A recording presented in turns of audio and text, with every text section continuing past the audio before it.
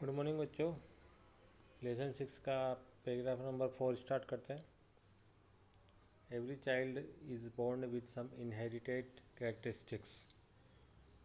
हर बच्चा जो होता है वो कुछ न कुछ जन्मजात कुछ गुण लेकर पैदा होता है into a specific social economic and emotional environment, क्योंकि उसको हर घर में एक अलग ही प्रकार का माहौल मिलता है। And trend in certain way by figure of authority, और उसको इस प्रकार से ट्रेनिंग दी जाती है कि वो अपने भावी जीवन में कुछ अच्छा करेगा। तो अब्दुल कलाम भी कहते हैं कि आई inherited honesty and self discipline from my father, कि मैं अपने फादर से ऑनेस्टी का मतलब होता है ईमानदारी, और सेल्फ डिसिप्लिन का अर्थ होता है स्व अनुशासन। तो अब्दुल कलाम ने अपने फादर से ईमानदारी और अनुशासन का गुण अपनाया।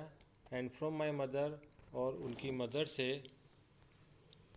आई inherited faith in goodness and deep kindness, और अपनी मदर से उन्होंने जो गुण प्राप्त किया वो है फेथ इन गुडनेस, अच्छाई में विश्वास, एंड डीप काइंडनेस, और बहुत ही ज़्यादा दयालुता।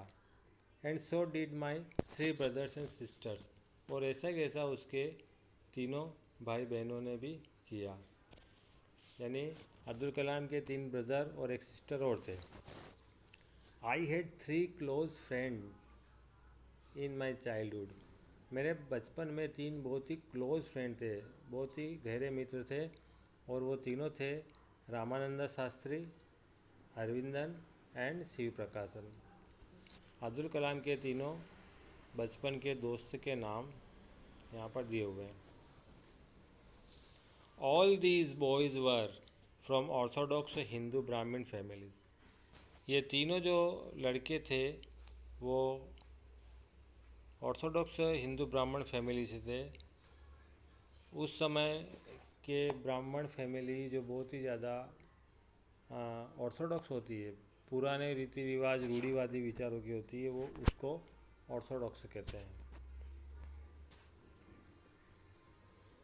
As children, none of us ever felt any difference among ourselves because of our religious differences and upbringing,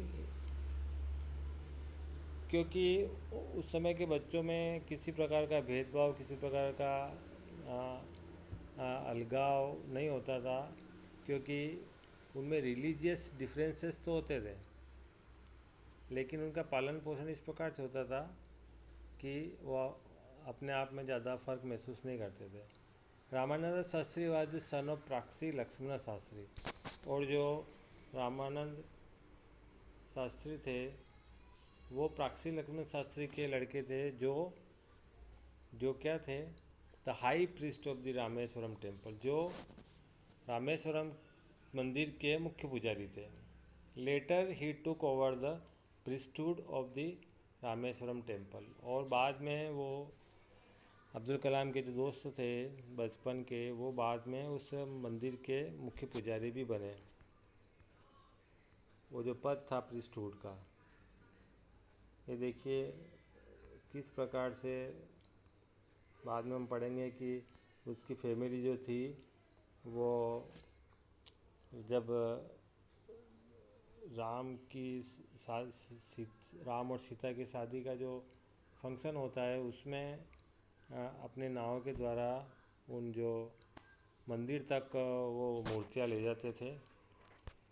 अरविंदम went into the business of arranging transport, और जो उनका दूसरा दोस्त था अरविंदम, वो बिजनेस में लगा, जो था ट्रांसपोर्ट का बिजनेस, फॉर विजिटिंग पिलग्रिम्स, जो तीर्थयात्री। पिलग्रिम्स का अर्थ होता है तीर्थयात्री।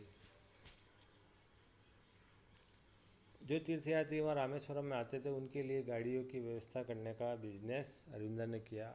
एंड शिव प्रकाशन become a catering contractor for the southern railway, और उनका तीसरा दोस्त शिव प्रकाशन बाद में रेलवे में ही कैटरिंग कॉन्ट्रैक्टर बना। कैटरिंग कॉन्ट्रैक्टर होता है जो खाने पीने की व्यवस्था करता है रेलों में यात्रियों के लिए। अब हम पढ़ेंगे 5th paragraph. During the annual Shri Sitaram Kalyan ceremony, उनके उस स्थान पर एक एनुअल सीताराम कल्याणम सेरेमनी होती थी। Our family used to arrange boats with a special platform for carrying idols of the Indian idols from temple to the marriage site. और उनकी family को ये काम मिलता था कि उनके बोट में बैठकर वो मूर्तियाँ जो मैरिज साइट थी वहाँ तक जाती थी। शादी करने के लिए जो मूर्तियाँ ले जाते थे वो उनकी बोट में ही जाया करती थी। Situated in the middle of the pond called Rama तीर्थ, और वो शादी होती थी एक तालाब के बीच में। उस तालाब का नाम था राम तीर्थ। उस तालाब के बीच में जगह होती थी, वहाँ पर वो मूर्ति रहती थी। वाज नियर अवर, जो कि उनके घर के पास में था। Event from the Ramayana, Ramayana के जो इवेंट्स होते, घटनाएं होती, and from the life of the prophet were the bedtime stories my mother and grandmother would tell the children in our family. कितनी अच्छी बात है कि अब्दुल कलाम की फैमिली में भी उनकी ग्रैंड मदर, उनकी मदर बच्चों को रामायण की स्टोरियाँ सुनाती थी। अगला पैराग्राफ है 6th paragraph. One day when I was in the 5th standard, जब वो 5वीं क्लास में थे, at the Rameswaram elementary school, Rameswaram के एलिमेंट्री का मतलब था प्रारंभिक विद्यालय में, a new teacher came to our class, एक नए टीचर उनकी क्लास में आए। I use to wear a cap, मैं हमेशा ही, यानी अब्दुल कलाम हमेशा ही सिर पर एक टोपी पहनते थे, विच मार्क्ड मी एज ए मुस्लिम, जो कि उनको एक मुस्लिम की पहचान देती थी।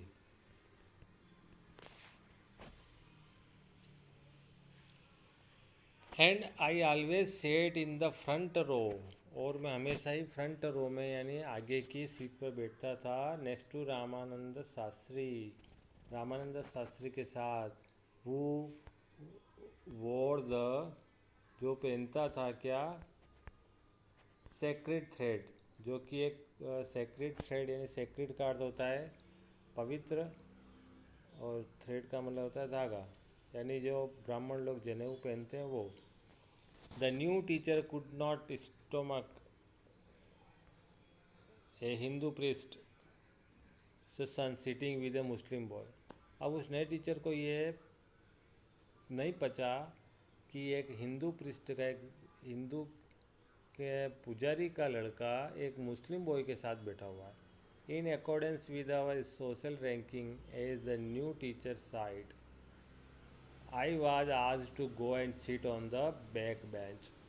तो उन टीचर ने अब्दुल कलाम को कहा कि तुम यहाँ से उठ जाओ, पीछे जाकर बैठो।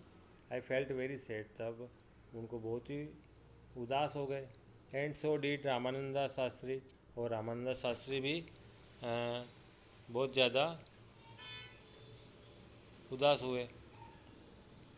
ही looked utterly downcast as I shifted to my seat in the last row. उनको ऐसा लगा, बहुत ही ज़्यादा डिप्रेस्ड, बहुत ही ज़्यादा उदास हो गए जब वो उठकर पीछे की रो में गए। The image of him weeping when I shifted to the last row left a lasting impression on me. और जब अब्दुल कलाम आज़ाद उठकर पीछे की सीट पर जा रहे थे, तब उनके जो दोस्त रामानंद शास्त्री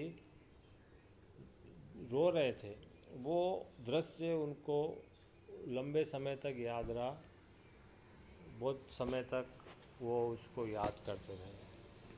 तो इस प्रकार से हम देखते हैं कि किस प्रकार से अब्दुल कलाम आज़ाद बाकी दूसरे बच्चों के साथ स्कूल में रहते थे, लेकिन उस नए टीचर को यह पता नहीं लगा और उन्होंने भेदभाव शुरू किया। और आगे क्या होता है हम अगले पैराग्राफ में पढ़ेंगे। आज के लिए इतना काफ़ी है। Thank you.